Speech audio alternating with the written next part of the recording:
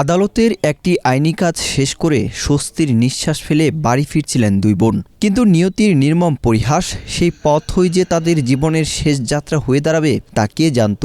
ঘাতক ট্রাকের এক নিমিষের ধাক্কায় শেষ হয়ে গেল তাজা দুটি প্রাণ, মুহূর্তেই নিভে গেল একটি পরিবারের সব আলো। কক্সবাজারের রামু উপজেলার খুনিয়াপালং ইউনিয়নের স্কুল পাহাড় এলাকায় ট্রাক ও সিএনজি চালিত অটোরিকশার মুখোমুখি সংঘর্ষে দুই বোনসহ মোট ৩ জন নিহত হয়েছেন। ২৭ জুলাই সোমবার দুপুরে ২টার দিকে কক্সবাজার টেকনাফ মহাসড়কে এ হৃদয় বিদারক দুর্ঘটনাটি ঘটে। এতে আরও ৩ জন গুরুতর আহত হয়ে হাসপাতালে জীবনের সঙ্গে লড়ছেন।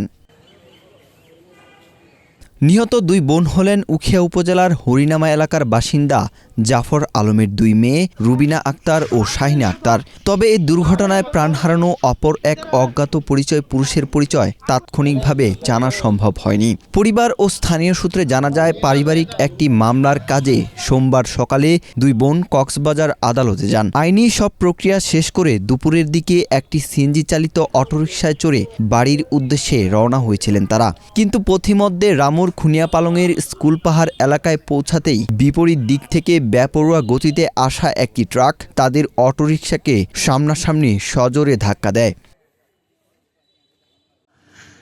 প্রত্যক্ষদর্শীরা জানান, সংঘর্ষের এতটাই ভয়াবহ ছিল যে অটোরিকশাটি মুহূর্তেই দুমড়ে মুচড়ে যায়। চালকসহ ৬ জন আরোহীর আত্মচিৎকারে ভারী হয়ে ওঠে চারপাশের বাতাস। ঘটনাস্থলে মারা যান একজন। রক্তাক্ত অবস্থায় বাকিদের উদ্ধার করে কক্সবাজার সদর হাসপাতালে নিয়ে গেলে সেখানে চিকিৎসাধীন অবস্থায় মৃত্যুর কোলে ঢলে পড়েন দুই বোন। রামু হাইওয়ে থানার ভারপ্রাপ্ত কর্মকর্তা সুকান্ত চক্রবর্তী ঘটনার সত্যতা নিশ্চিত করে বলেন, দুর্ঘটনার বিষয়ে প্রয়োজনীয় আইনগত ব্যবস্থা গ্রহণ করা হচ্ছে। ওয়াহিদ হোসেন জিহাদ, বাংলাদেশ প্রতিদিন।